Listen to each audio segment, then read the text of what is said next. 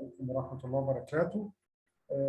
Our topic now will be approaches for effective distant learning, illustrated by me, Dr. Ayman Lashar, FEMA Fellow 2020.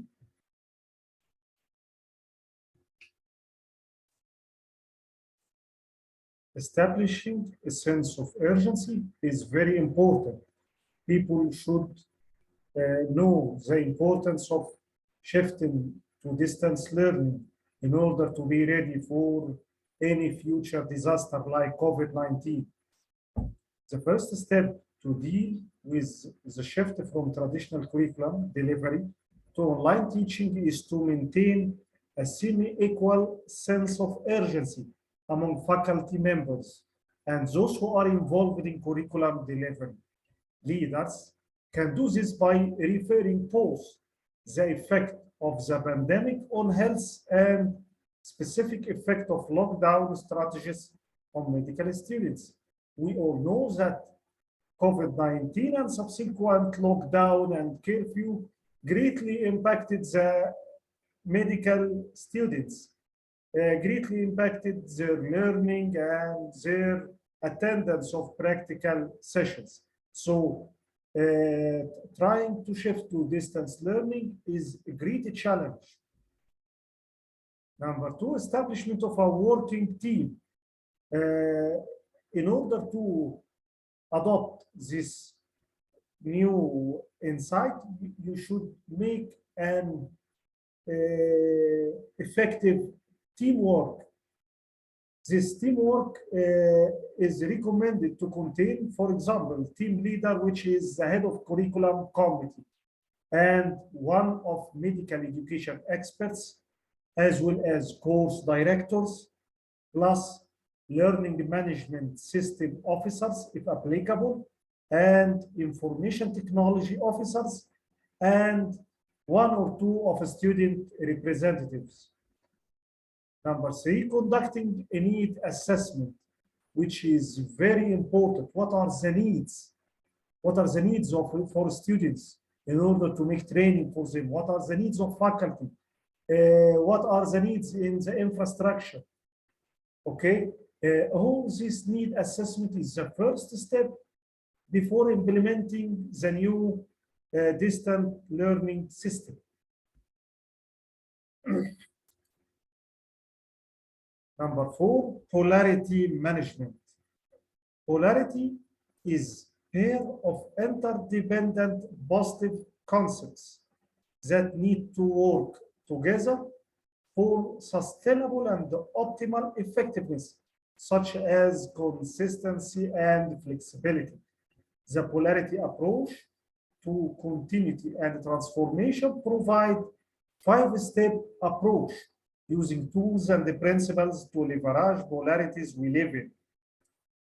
Step one, seeing the team identified the tension in the shift from the pool of face-to-face learning and the adopting or embrace of pool of distance learning. You should notice the tension, the fear of the faculty and students, because it is new and no clear data about it is within their minds. Step two, mapping. Seeing the polarity in more detail is accomplished by mapping key dimensions of the tension with diverse group of key stakeholders. This is the polarity map. In every item we looked for, we take some action steps and we have early warnings. We should focus on supporting the positive action steps and try to minimize the alarming of early warnings. Step three, assessing the results of polarity mapping. And step four, learning. Results of assessment were analyzed in order to be used. And the stakeholder group made meaning of these results based on the current realities. And using this benchmark data, using the data elaborated from this analysis, the group began the process of developing strategies to maximize benefit and minimize the shortcomings for each polarity based on learning from results. Step 5, leveraging. In this step, the strategy to maximize upside benefits and to minimize downside limitations. That's to say early warning signs are identified to complete the polarity map and the final step of the 5-step process. Then setting the plan is very important. How could we implement this electronic curriculum? Of course, we need to change some activities. So we need to summarize some lectures. We need to change the method of conduction. Some activities may be changed to a lecture. Some activities may be changed to be conducted through electronic BBL and so on. So setting the plan for conduction is a crucial step to establish the distant learning. Then capacity building. We need, it is not few words, it is a plan. And in order to establish this plan, you need many steps. Number one, training of students and faculty to use learning management system and to use different websites needed in your teaching and so on. Number two, learn how to use these equipments.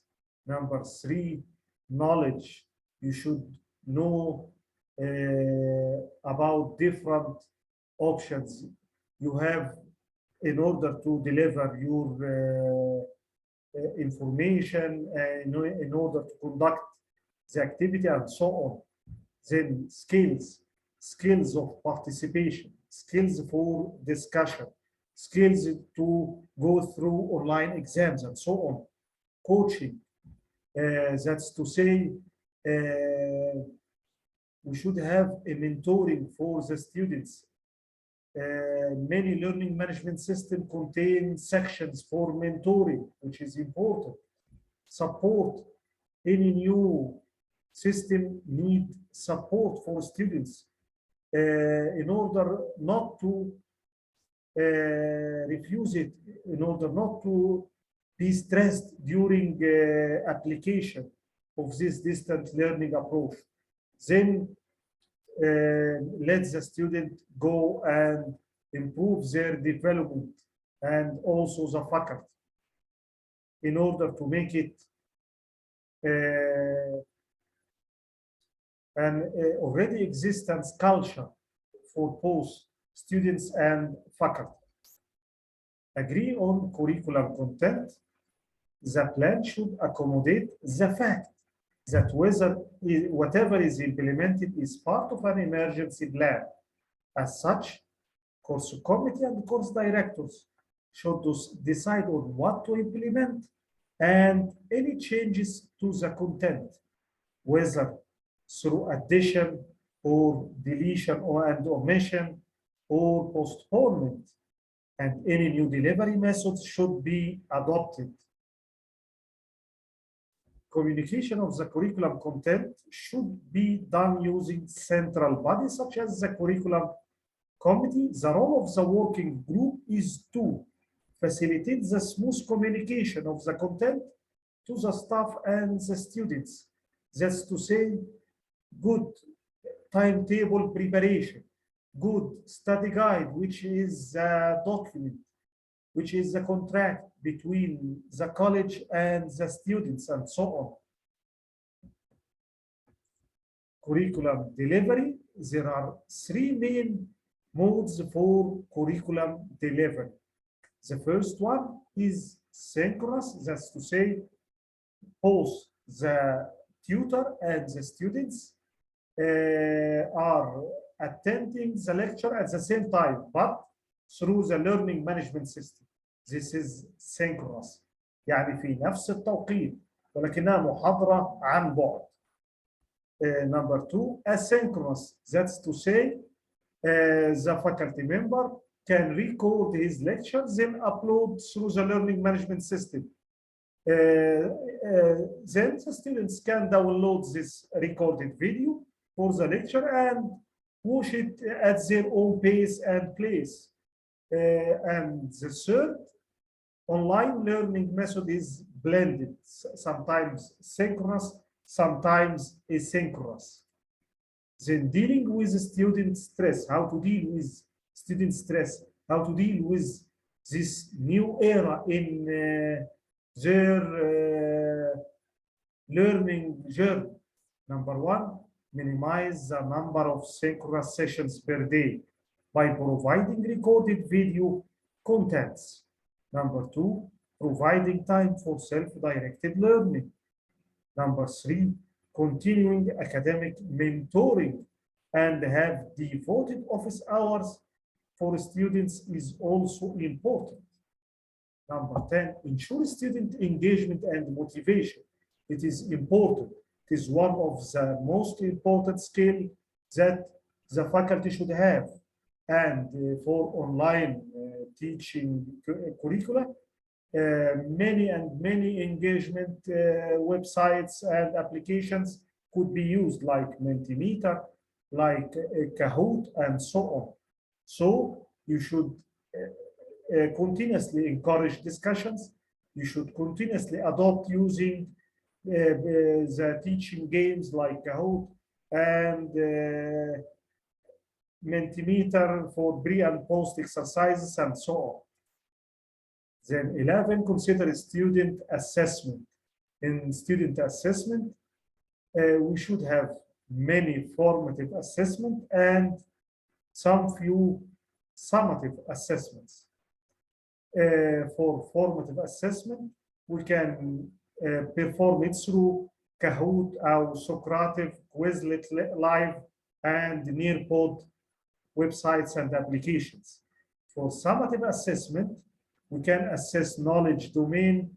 There are many options for this, including modified essay questions, assignments, and open book exams using a variety of appropriate tools, like Zoom, for example, like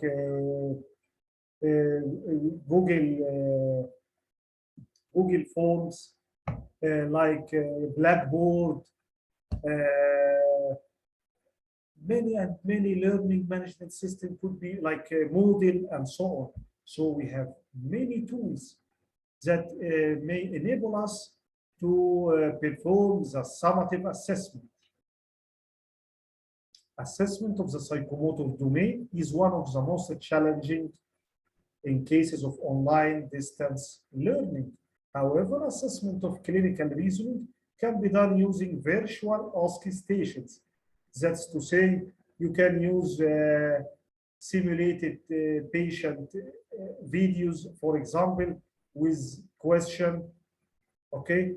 You can use sometimes the high fidelity mannequins, and you can create scenarios using these high fidelity mannequins and record, then upload to students. You have many tools to perform this online virtual OSCE station. Then number 12, anticipated challenges and plan for how to overcome them. Now we will present some major challenges that may be faced during implementation of distant learning, like number 1, pressure on the learning management system. You should have a good database for the learning management system in order not to become down when large number of students join the session. Number 2, internet connectivity at students' location, and you should have plan B. Some students don't have good internet connectivity at their homes. You should have a computer lab in the college that is ready to ready for those students to be used with and keep the precautions to avoid infections. And lack of skills among some faculty members or instructors regarding the use of specific online teaching technologies. And this is the role of faculty development programs. The faculty is the cornerstone in implementing this distance learning. So not only we focus on the students, but also we should make great focus on the faculty. Then the working team can recommend the following measures to help overcome these challenges. Number one, reschedule the timetable, avoiding the use of synchronized online sessions at the same time. For example, if you will make synchronized lecture at 8 o'clock for the second batch, you can make a synchronized lecture at 10 o'clock for the third batch. You can make synchronized lecture at 12 o'clock for the fourth batch, and so on. Avoid make rush of students to the learning management system. This will make the system down. Number two, recording the sessions with addition of discussion forum to engage learners, which is very important. Many learning management systems contain discussion forums in order to put insights and stimulating discussion between different students and their teacher. Like, for example, Moodle. Moodle is one of the learning management system containing discussion forum. Then number 13, monitoring and evaluation of curriculum implementation and continuous improvement. This is the last step. Take feedback from students, take feedback from the faculty, and try to study their feedback cautiously in order to try to overcome the challenges in implementing this distant learning curriculum. At the end, this is my references in this lecture, and thank you so much.